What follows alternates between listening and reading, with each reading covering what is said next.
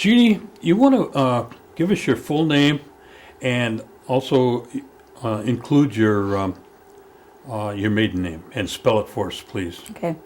My name is Gloria Jeanne Kurowski now. My maiden name is Hill, Hill. Nobody's ever called me Gloria very much because I prefer Until Jeannie. now, huh? Until I guess when I was smaller I couldn't pronounce it, so everybody I just see. went with Jeannie. Okay. You want to spell all of them for us for the record? Okay, my name is Gloria, Gloria, Jeanne, Jeanne, Kurowski or Hill? Kurowski? Kurowski. How would you like your label made for Jeannie. you? Jeannie? Yes. That's That's Jeanne. Jeanne. Okay. And give us the date of your birth. September 7th, 1942. Okay. And where were you born? Actually, I was born at home. And tell me where home is. I lived where I grew up. They used to call it Goostown. I think it has another name now. But it's out past Moss's store, out in the country. I was born there and I grew up there. Okay. And give us the names of your mother and father with your mother's maiden name. My mother's name was Minnie Summers. Her maiden name was Summers. And my dad's name was Emerson Hill. Okay. Now, do you remember your grandparents at all? No, I remember my dad's parents lived across the road from us, but I was really small when they passed away. And I don't remember. His side and my mom's parents had passed away quite a while ago. Before that. Before that, huh? Mm. Okay, so you really don't have any recollection of your grandparents? No, I don't. Do you know their names? I know my grandpa's name on my dad's side was Abraham Hill. And I think my mom's dad was Richard Summers. Richard Summers. Okay.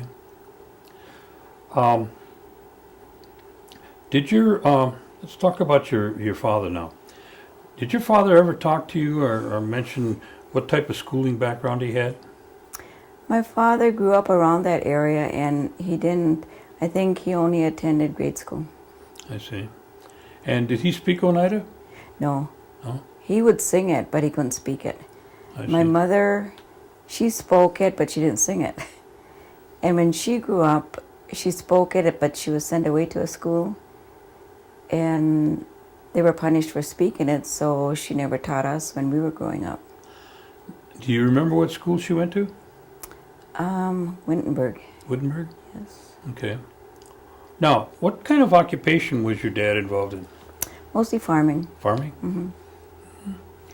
And did he have any other things that he worked in, or did hobbies, or big gardens, or? Oh, back then it seems like we had big gardens all the way around the house because that's what we lived off during the winter. He worked on a farm, but that was for other things, and my mom would can. We didn't have a freezer, so we didn't freeze anything. But the basement, the cellar was full of canned food. That's what we had all winter, the potatoes and beans and stuff. Mm-hmm. And about how big a piece of property did your folks have? Oh, it was quite a bit. I'd say about 20 acres. Okay. Now, did they have any cattle, livestock? At one time, I remember we had pigs. At one time, we had horses. And my mom always had chickens. Okay. Did you have electric lights and running water? No, when I was growing up, we didn't. We didn't have running water. We would go get water from our neighbor. She had a well.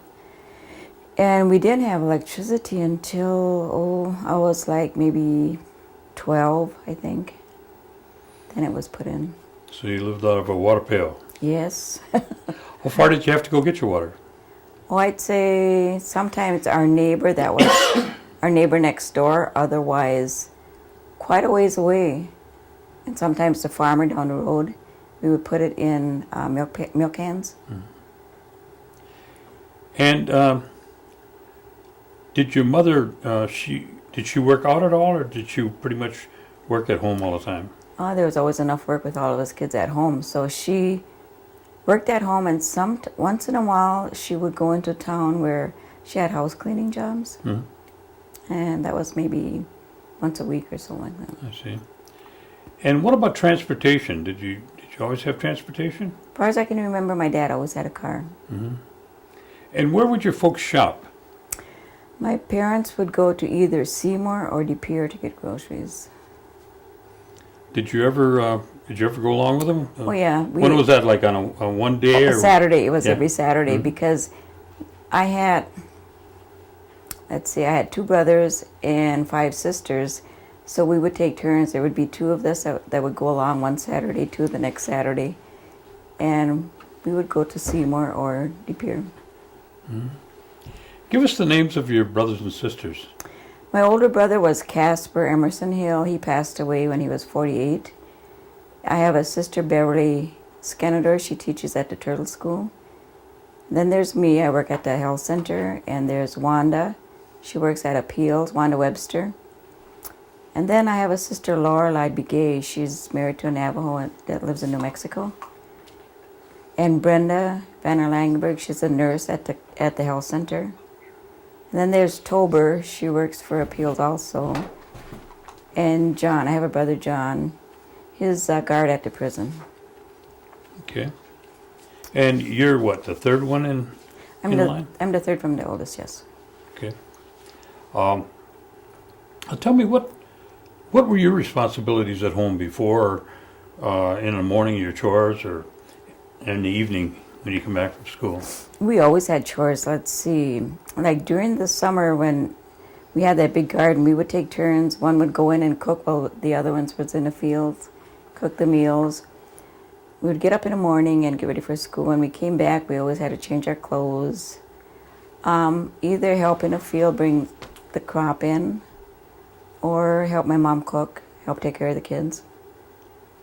And what kind of stove would she cook on then? Which was wood stove or kerosene?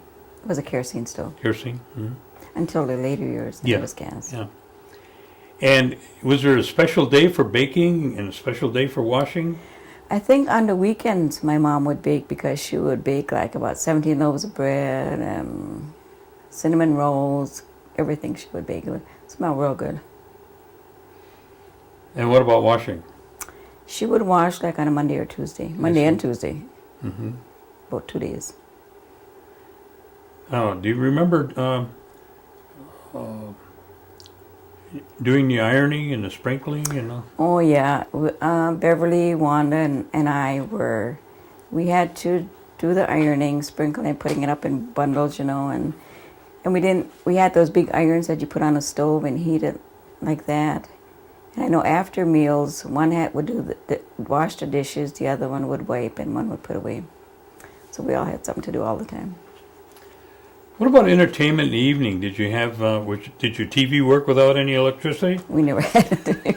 We were always outside after supper, playing games. There were so many games to play. Uh-huh. In the wintertime, we would go by the farmers. They had a great big hill, and we would go sliding on that till it was time to go to bed. It's not like today. No? What do they do today? Play their games, watch TV. I think they all do that. Yeah. And who were some of your neighbors? To our right, there was a Hattie Denny, Marshall and Hattie Denny. They were an elderly couple. That's where we got the water. And then when my mom baked cake, she raised chickens. Hattie raised chickens. So we would go buy 3 eggs for a dime from her. And across the road was another elderly couple. They were Stevenses, Mitchell Stevens. And then to the left, there was a farmhouse where we would get our milk. In the evenings, we would go get our milk from him. His name was Sam. Can't remember what his last name was. But there weren't too many people living up that way at that time.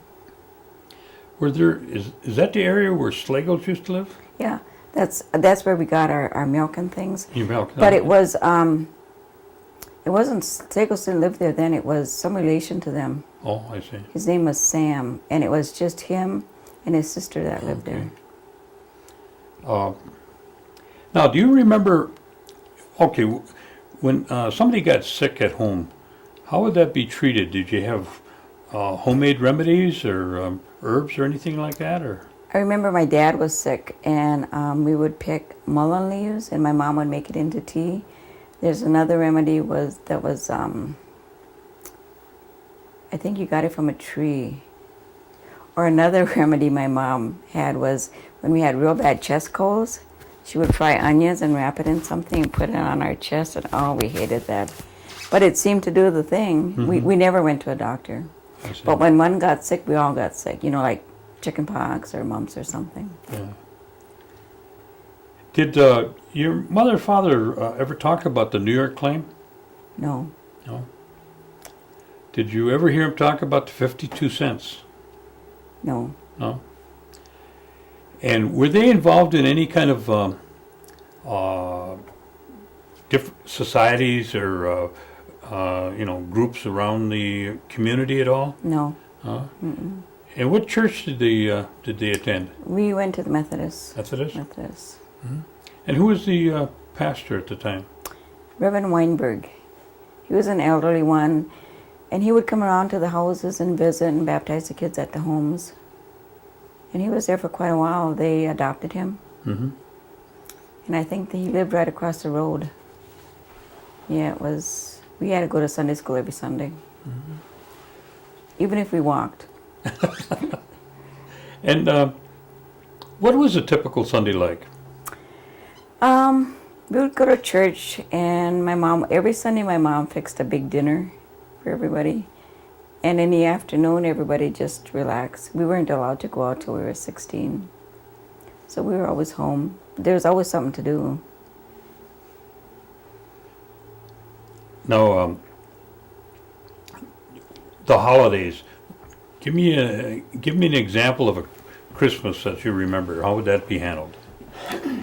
Well, when we were, I'd say when I was in first grade, we were sent away to a school, a boarding school. It was at Nilsville. There was my brother, Beverly, Wanda, and I that went to the school there. We would come back every Christmas. But I liked the Christmases there. But, I mean, we went home. But we put on a big program at the school, and everybody got presents. And then we came home the next day. And Christmas at our house we had a lot of kids in that little house, but everybody got something. And we always had oranges, apples, nuts, everything, candy. My mom would always fix a big meal. Did you have a Christmas tree? Oh, yeah. Mm-hmm. What about New Year's? My mom made donuts. Did you go hoyaning? We would go hoyaning. We would walk all the way to Oneida. Mm-hmm. That was fun. And what did hoyan mean to you at that time? I was told it meant Happy New Year, but at that time, it meant getting donuts, walking, and just getting donuts and meeting other people. It was just another holiday. Huh? Yeah, it was fun. Do you remember any other holidays that you enjoyed going to, or like 4th of July, or? Easter, we all got baskets, and I remember every holiday, my mom, there was always something special to cook, other than, like during the weekdays, it was a meal, but holidays was always special. She always had something special. I see. And did you take on any of the abilities that your mother had in terms of cooking? And what was your favorite recipe of your mother's? That she made? I'd say cornbread. Cornbread? Yeah. Okay. She would make cornbread, and they were real big loaves, and then she would sell them for 50 cents. Oh. And it would take 2 days, the old way of grinding and shifting it, and then the dough, making the rolls and boiling the beans.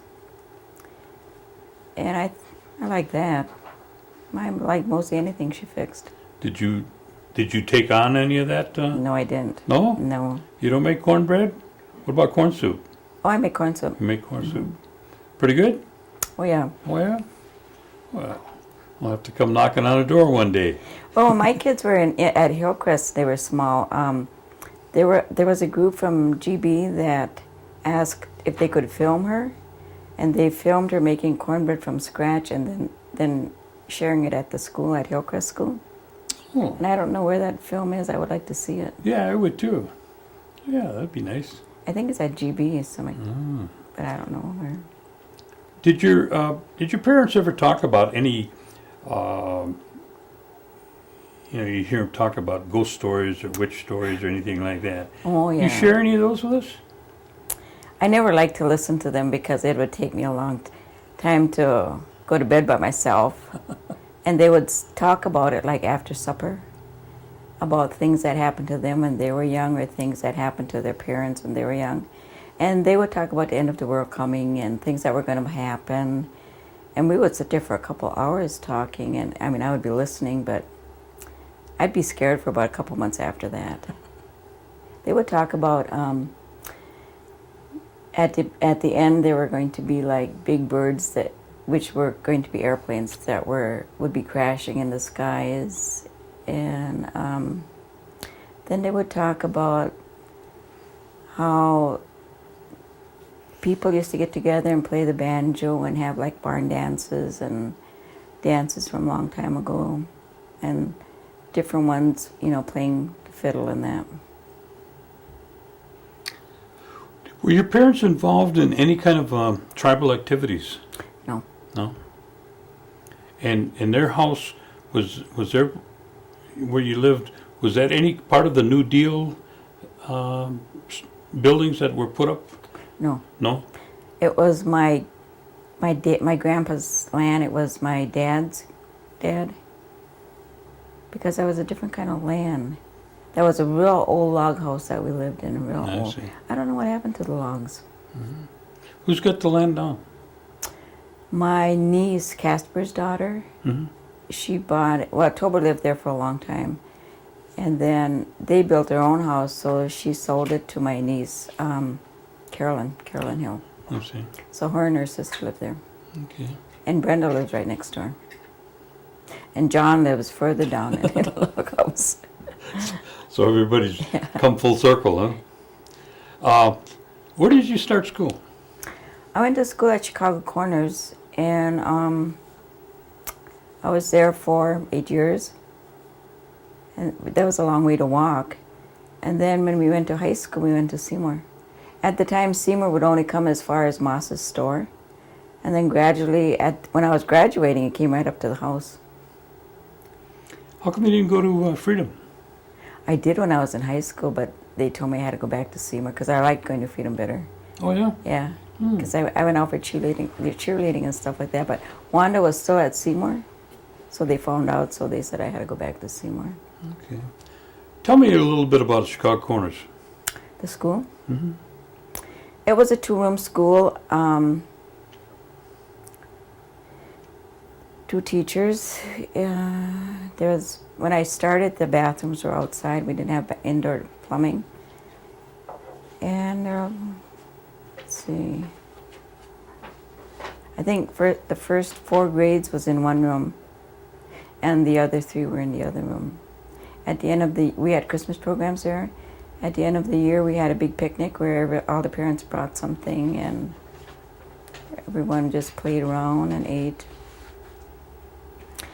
Your experience there, would you call it a good Oh yeah, a good experience? I think so. We had a lot of fun. Yeah, I liked going to school there.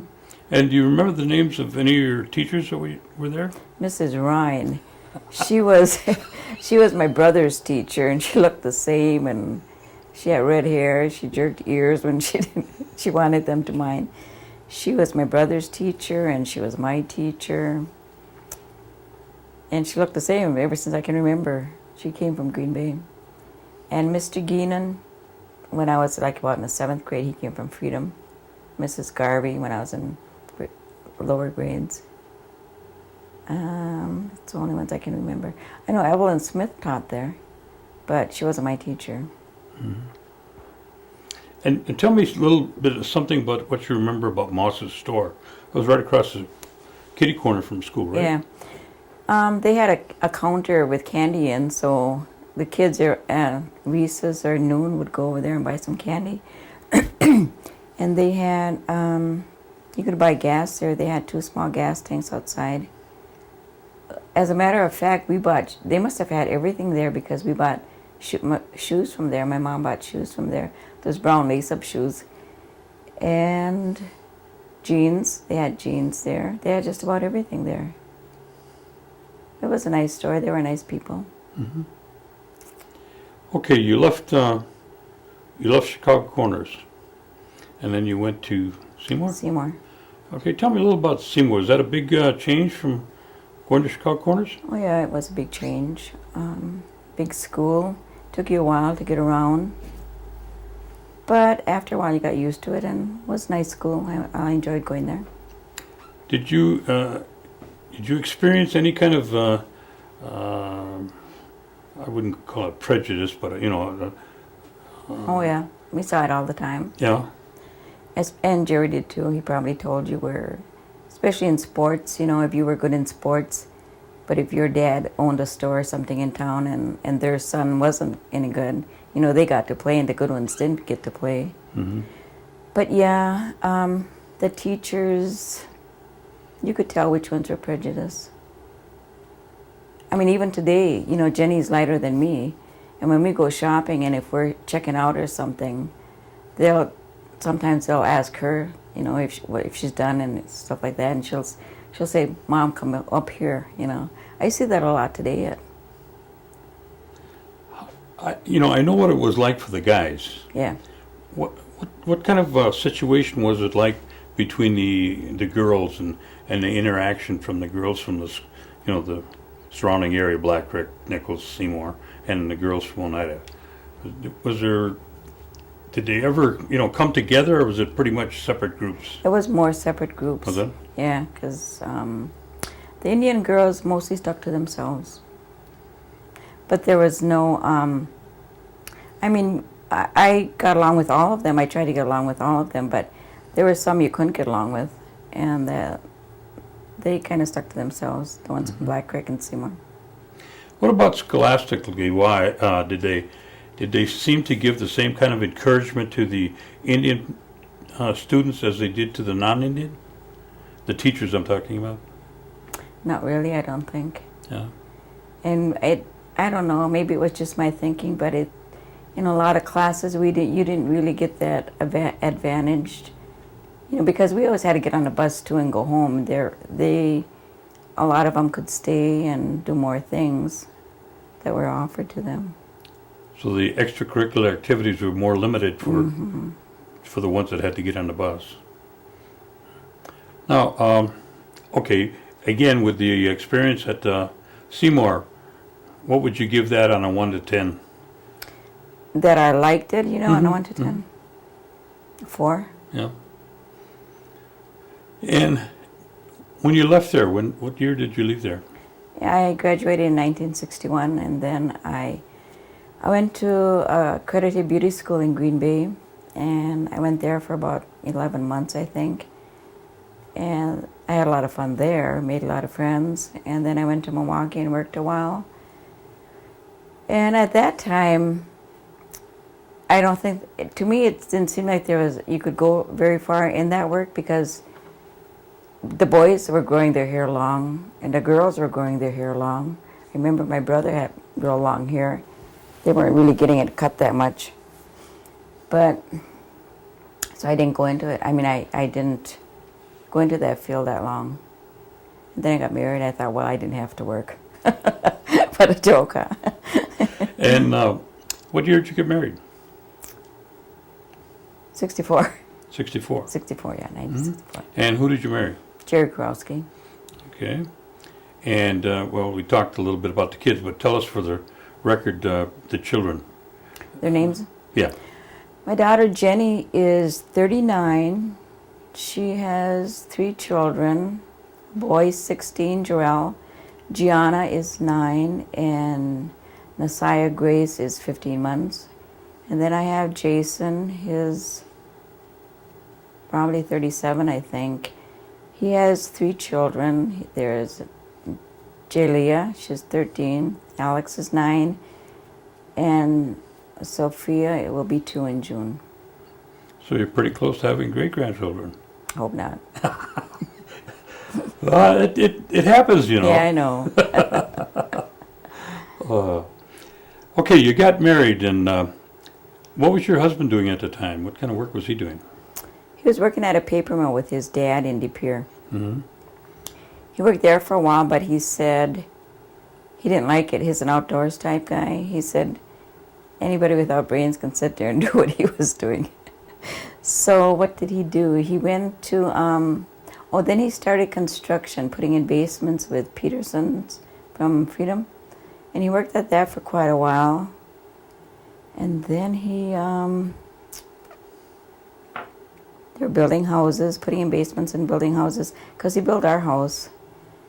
And then I remember when the kids were in grade school, we both went back to NWTC. He went back for architecture, and I went for secretarial science. But You went to what? Secretarial science at NWTC. Mm-hmm. But with the funding and that, we couldn't really make it. I told him to finish and I would look for a job. And I've been with the health center ever since. It's like 24 years, I think, that I've been there. You went right from the Yeah. from NWTC to. At the time, I had 2 interviews. One was in Green Bay, and I went to both, and I thought, well, my kids were still in school, and I was closer to them in case they were in grade school. So in case something happened, it would be easier for me to, go from here to the schools and do something with them, pick them up or whatever. So I picked the health center. Okay, tell me what the health center was all about at that time, and what year was that? That I started? Hmm? I started in 1982, April 1982, and I started working in records where we would check the patients in, make appointments, do the filing for the different departments, and we had dental, optical, social services was there also. Environmental was downstairs, and that was about it. About how many employees were at the health center at that time? At that time, Approximately. oh, I'd say about maybe 50, if that. How many? Maybe 50 if it was 50? that much. Oh, the building department was downstairs also. And how many doctors were there? Oh, we had so many. 2 at a time, I think. But they would come and go so fast. Yeah.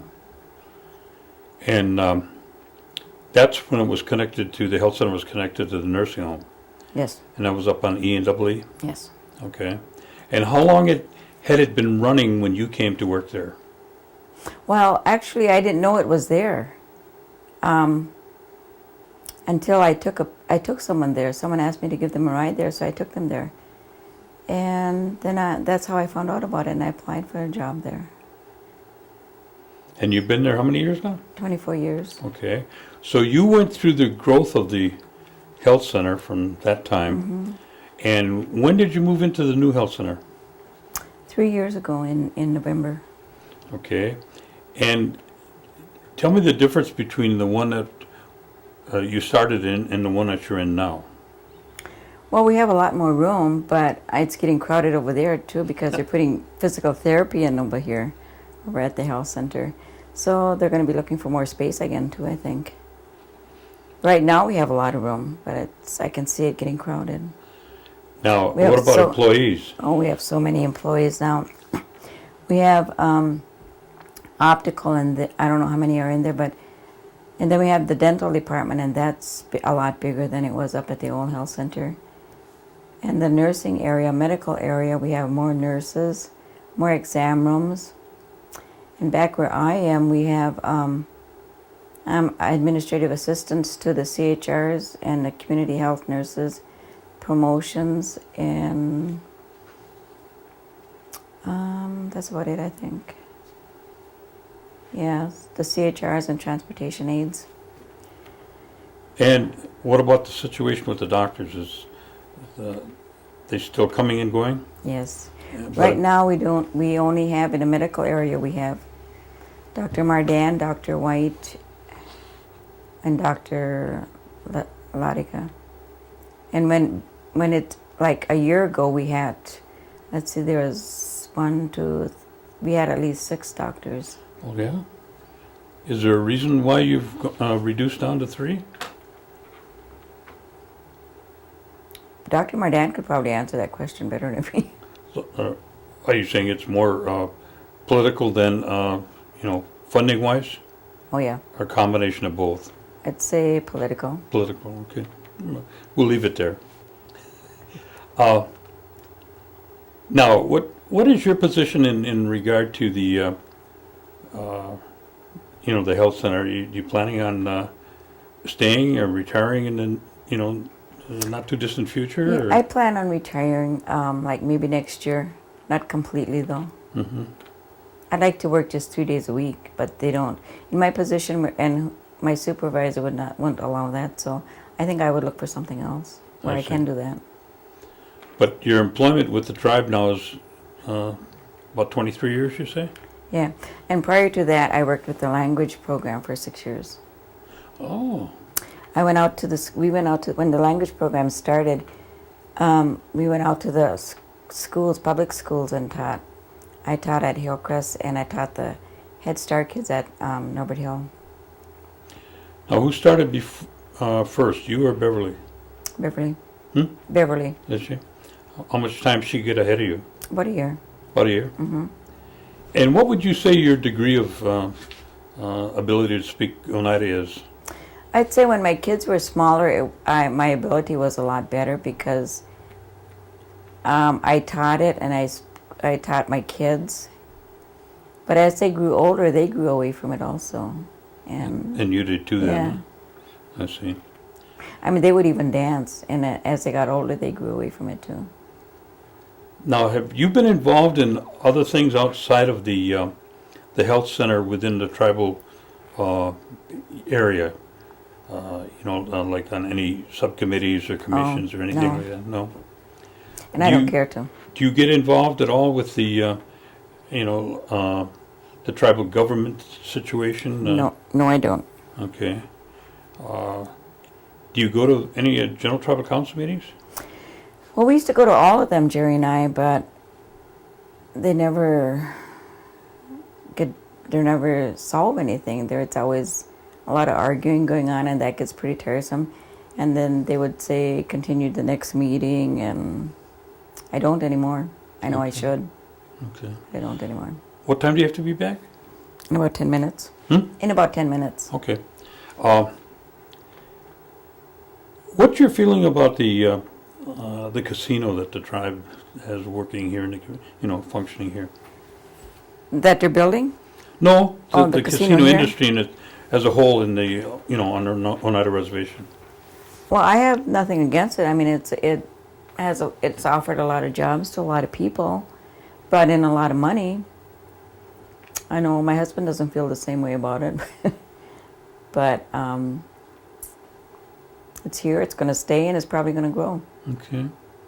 And what's your position on the per capita payment? And what I think that we should get, or just what you think, and what do you feel? I think the tribe spends the money foolishly, and I think we're entitled to a per cap. Some want it put in different areas, and a lot want the per cap, and I'm with the ones that want the per cap. Okay. What's your recommendation that you'd like to share with the youth of tomorrow, our grandchildren and great-grandchildren? What kind of comments or concerns would you like to share with them? Oh, I just hope they finish their education. That's the most important thing. To learn more about the government. The politics, only if they're interested. But I think their education is a lot more important than anything. Okay. Do you see any areas that you'd like to see the tribal government expand on? See, some of that now I don't understand. So, I don't know. I'd pass on That's that. fine. Okay. Now, is there areas that I haven't covered that you'd like to share with us? I don't think so. Uh-huh. I know I don't know how useful I've been, but I don't think so. Okay. Can you think of anything? Well, I thought maybe you could have told us a little bit more about your activities when you used to go in the bean fields and the cornfields and I don't know if you went to pick cherries or. Oh yeah, we did. I remember when the kids were in grade school and Judy used to try to get me involved in going with her to all these meetings and stuff, you know, and I would go along sometimes. Mhm. She's more into it than I am. Well, I want to thank you, and I appreciate you taking the time out to come down. I'm glad you and share asked these me. stories. I know I'm not that much. I didn't give that much information, but thanks for having me. Oh, I think we got it. We got more than you. Do you really want to hear the stories in the bean fields? Or the cherry Do you picking? really want to tell them? Okay. Oh. Alan will unhitch you, and in about 3 or 4 weeks, we should be able to have your copy of the videotape. Okay. Okay? It's ever warm in here.